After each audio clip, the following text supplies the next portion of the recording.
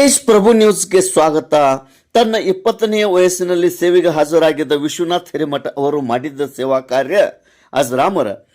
ಸೇವಾ ವಯೋನಿವೃತ್ತಿ ಹೊಂದಿರುವ ಲೋಕೋಪಯೋಗಿ ಇಲಾಖೆಯಲ್ಲಿ ಚತುರತೆ ಹೊಂದಿದ ದಕ್ಷ ಮತ್ತು ಪ್ರಾಮಾಣಿಕತೆಯಿಂದ ಸೇವೆ ಸಲ್ಲಿಸಿ 30 ಜೂನ್ 2026ರಂದು ವಯೋನಿವೃತ್ತಿ ಹೊಂದಿರುವ ವಿಶ್ವನಾಥ್ ಎಸ್ ಹಿರೇಮಠ ಇವರಿಗೆ ಇಂದು ಅವರ ಅಭಿಮಾನಿಗಳಿಂದ ರೌದಿ ಫಾರ್ಮ್ ಹೌಸ್ ಬಸವ ಮಂಟಪದಲ್ಲಿ ವಯೋನಿವೃತ್ತಿ ಪ್ರಯುಕ್ತವಾಗಿ ಗೌರವಾರ್ಪಣೆ ಮತ್ತು ಅವರಿಗೆ ಅದ್ದೂರಿಯಾಗಿ ಸತ್ಕಾರ ಸಮಾರಂಭ ನಡೆಯಿತು. ಈ ದೃಶ್ಯದಲ್ಲಿ ಕಾಣುತ್ತಿರುವ ವ್ಯಕ್ತಿ ಶ್ರೀ ವಿಶ್ವನಾಥ್ ಹಿರೇಮಠ ಇವರು ಬೇರೆ ಬೇರೆ ಕಡೆ ಸೇವೆ ಸಲ್ಲಿಸಿ ಲೋಕೋಪಯೋಗಿ ಇಲಾಖೆಯ ಉಪವಿಭಾಗ ಹುಕ್ಕೇರಿಯಲ್ಲಿ ಅನೇಕ ವರ್ಷ ಸೇವೆ ಮಾಡಿ ಹೀಗೆ ಸುದೀರ್ಘ 39 ವರ್ಷಗಳ ಪ್ರಾಮಾಣಿಕ ಸೇವೆ ಸಲ್ಲಿಸಿ 30 ಜೂನ್ 2026ರಂದು ಸೇವಾ ನಿವೃತ್ತಿ ಹೊಂದಿದ ಇವರು ಮೂಲತಃ ಹುಕ್ಕೇರಿ ತಾಲೂಕಿನ ಸೊಲ್ಲಾಪುರ ಗ್ರಾಮದವರು. ಇಲಾಖೆಯ ಅಧಿಕಾರಿಗಳೊಂದಿಗೆ ಹಾಗೂ ಸಾರ್ವಜನಿಕರಲ್ಲಿ ಅವಿನಾಭಾವ ಇಟ್ಟುಕೊಂಡಿದ್ದು ಮತ್ತು ಎಲ್ಲರನ್ನೂ ಬೇಕಾದವರು ಆಗಿರುತ್ತಾರೆ. ಪ್ರಾರಂಭದಲ್ಲಿ ವೇದಿಕೆ ಮೇಲೆ ಇದ್ದ ಗಣ್ಯರಿಗೆ ಸತ್ಕರಿಸಿ ಸ್ವಾಗತಿಸಲಾಯಿತು. ಕೇಕ್ ಕಟ್ ಮಾಡಿ ಕಾರ್ಯಕ್ರಮಕ್ಕೆ ಚಾಲನೆ ನೀಡಲಾಯಿತು. ಇವರ ಸೇವೆಯಲ್ಲಿ ಯಾವುದೇ ಕಪ್ಪು ಚುಕ್ಕೆ ಇಲ್ಲದೆ ಸೇವೆ ಮಾಡಿದ ಹೆಗ್ಗಳಿಕೆ ಇವರದು ಎಂದು ಆಗಮಿಸಿದ ಅತಿಥಿಗಳು ಹಾಡಿ ಹೊಗಳಿದರು.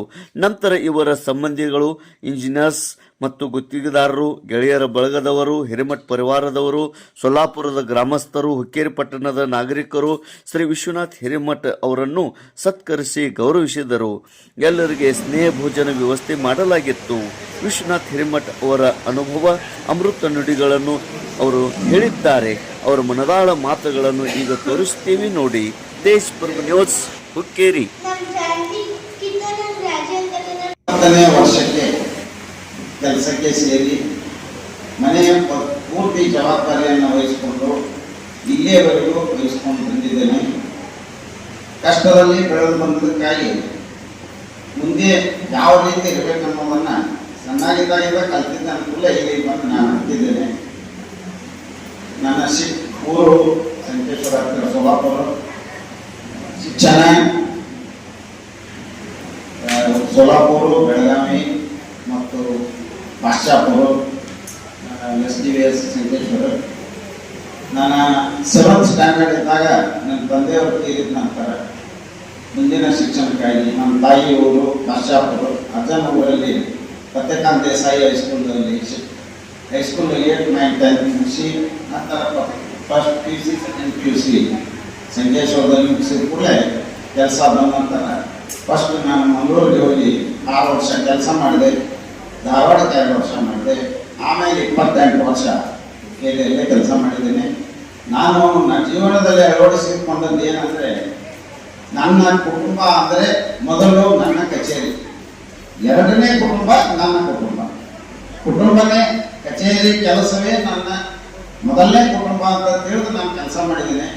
ಈಗಲೂ ಕೂಡ, ಇವತ್ತಿಗೂ ಕೂಡ 9:45ಕ್ಕೆ ನಾನು ಆಫೀಸ್ಗೆ ಹೋಗ್ತಿದ್ದೆ. ಸಾಯಂಕಾಲ 7, 8 ಯಾರೇ ಏನೇ ನಮ್ಮ ಸಿಬ್ಬಂದಿಯವರು ಏನೇ ಹೇಳಿದ್ರು ನಾನು ಹೋಗಿ ಕೆಲಸ ಮಾಡ್ತೀನಿ. ಎಷ್ಟೋ ಸಾರಿ ನಮ್ಮ ಗ್ರೂಪ್ ಡಿ ಸಿಬ್ಬಂದಿಯವರು ಎಲ್ಲ ಹೋಗಿದ್ರೆ ನಾನೇ ಲೈಟ್ ಹಾಸ್ತಿದ್ದೆ, ಆಫೀಸ್ ಕೀಲೇ ಹಾಕ್ತಿದ್ದೆ, ಮನೆಯಾಗ ಹೋಗ್ತಿದ್ದೆ. ಯಾಕಂದರೆ ಅದು ನನ್ನ ಕುಟುಂಬ.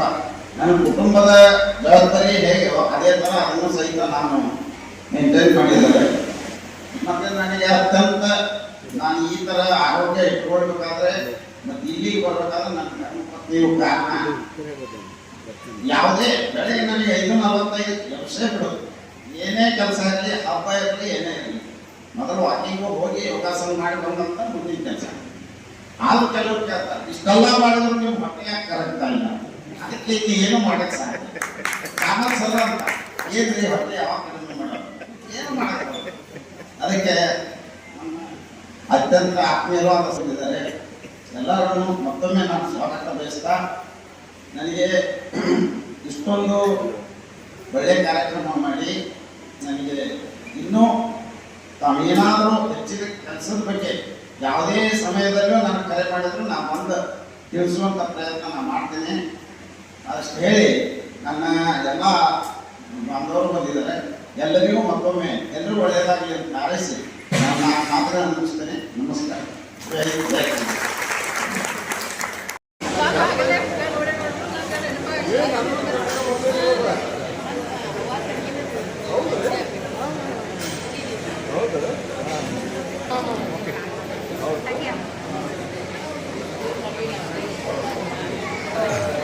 ಎಸ್ ಮುಂದೆ ನೋಡ್ರಿ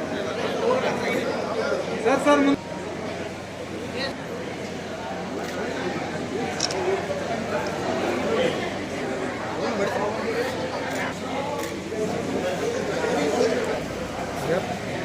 ಸರ್ ಮುಂದೆ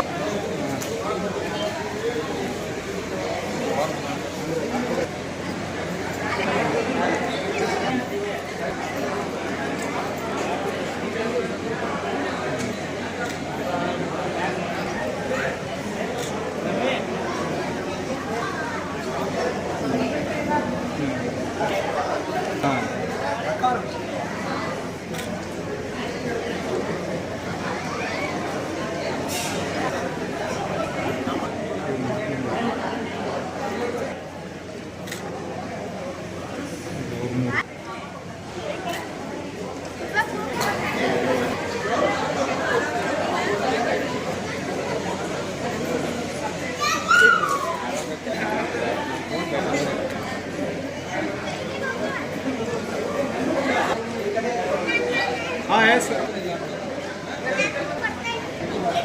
ಸರ್ ಜರ ವೈಡ್ ಆಗ್ರಿ ಹಾಂ ಎಸ್ ರೆಡಿ ನೋಡ್ರಿ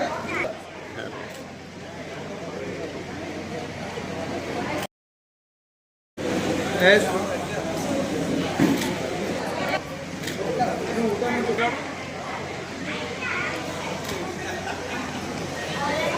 ಒನ್ ಸೆಕೆಂಡ್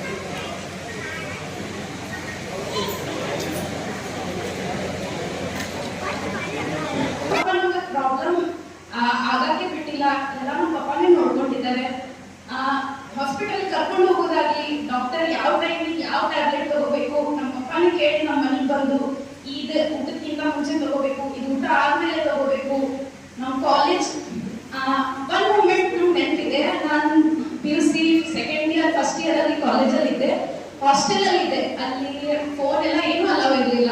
ನಾನು ಜಸ್ಟ್ ಒಂದಿನ ಸಂಡೇ ಇತ್ತು, ಕಾಲ್ ಮಾಡಿ ನಮ್ಮ ಪಪ್ಪ ಹೇಳಿದೆ, ನನಗೆ ಯಾಕೋ ಒಂದು ಪಿಜ್ಜಾ ತಿನ್ಬೇಕು ಅನಿಸ್ತಾ ಇದೆ, ಹಾಸ್ಟೆಲ್ ಊಟ ಮಾಡಿ ನಂಗೆ ಸರಿ ಅನಿಸ್ತಾ ಇಲ್ಲ.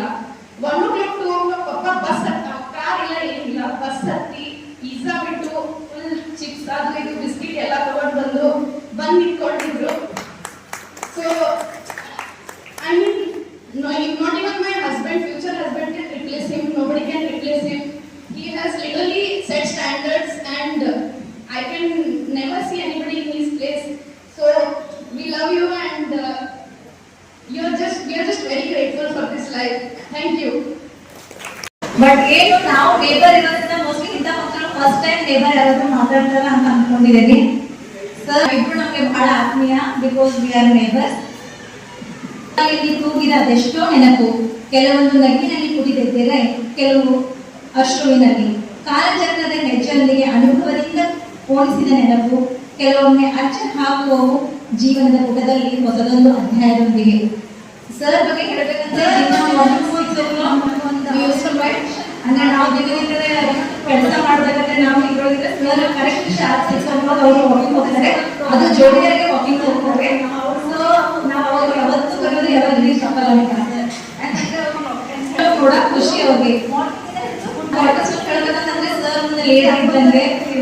So we are going to miss that sir. ಯಾಕಂದ್ರೆ ಈಗ ಫೋಟೋಸ್ ಒಳಗೆ ಏನೋ ಪ್ರಾಬ್ಲಮ್ ಇದ್ರೆ we don't know to home we have to. ಮೊದಲನೇದಾಗಿ ನಾನು ಅವರ ನಿವೃತ್ತಿ ಆಗುತ್ತಿದ್ದು, ಅವರು ನಿವೃತ್ತಿ ಜೀವನ ಸುಖಕರವಾಗಿರಲಿ, ದೇವರು ಐಶ್ವರ್ಯಕ್ಕೆ ಎಲ್ಲ ಕೊಡಲಿ ಅಂತ ಹೇಳಿ ಕೇಳ್ಕೊಳ್ಳುತ್ತಾ ಅವ್ರ ಬಗ್ಗೆ ಒಂದೆರಡು ಮಾತಾಡ್ತೀನಿ. ಅವ್ರ ಜೊತೆ ಇದ್ದು ಅವ್ರು ಯಾವ ಥರ ಇದ್ದಾರೆ ಅಂತ ಹೇಳ್ತೀನಿ. ಅವ್ರು ಯಾವ ಥರ ಅಂದರೆ ಯಾವುದೇ ಮೇಲಾಧಿಕಾರಿಗಳು ಅವ್ರಿಗೆ ಯಾವುದೇ ಒಂದು ಕೆಲಸ ಹೇಳಿದ್ರು ಸಹ ಅಚ್ಚುಕಟ್ಟಾಗಿ ಅದನ್ನು ಮಾಡಿ ಮುಗಿಸಿ, ಅದು ಏನೇ ಪ್ರಾಬ್ಲಮ್ಸ್ ಬರಲಿ ಅದನ್ನ ಒಟ್ಟು ಕಂಪ್ಲೀಟ್ ಮಾಡಿ ಸಕ್ಸಸ್ಫುಲ್ ಆಗಿ ಮಾಡಿ ವಾಪಸ್ ಹೇಳೋ ಮಟ್ಟ ಅವ್ರಿಗೆ ಸಮಾಧಾನ ಇರಬೇಕು. ಅದನ್ನು ಮಾಡೋ ಮಟ್ಟ ಅವರಿಗೆ ಏನು ಒಟ್ಟು ಮಾಡಿ ಮುಗಿಸ್ಬೇಕು ನಂಗೆ ಹೇಳಿದ್ದಾರೆ. ಅದೊಂದು ಗೌರವವನ್ನು ಮೇಲಾಧಿಕಾರಿಗಳಿಗೆ ಯಾವಾಗೂ ತೋರಿಸ್ತಾರೆ ಅವರು. ಮತ್ತು ನಮ್ಮ ಮುಖ್ಯ ಸಬ್ ಡಿವಿಷನ್ ಪಟ್ಟಣ ಶೆಟ್ಟಿ ಸರ್ ಹೇಳಿದಾಗ ಪಿಲ್ಲರ್ ಇದ್ದಂಗೆ ಅವರು ಎಲ್ಲ ಏನೇ ಬಂದರೂ ಸಹ ಅವರು ಫಸ್ಟ್ ನಾವು ಹೇಳಿದ್ರು ಸಹ ಅವ್ರಿಗೆ ಯಾರೇ ಬರಲಿ ಏನೇ ಬರಲಿ ಕೂತ್ಕೊಂಡು ಮಾತಾಡಿಸಿ ಅವ್ರಿಗೆ ಸ್ಪಂದಿಸಿ ಎಲ್ಲವನ್ನು ಸರಿಯಾಗಿ ನೋಡ್ಕೊಂಡು ಅವರ ಒಂದು ಕುಟುಂಬ ತರ ನೋಡ್ಕೊಂಡು ಹೋಗ್ತಿದ್ರು.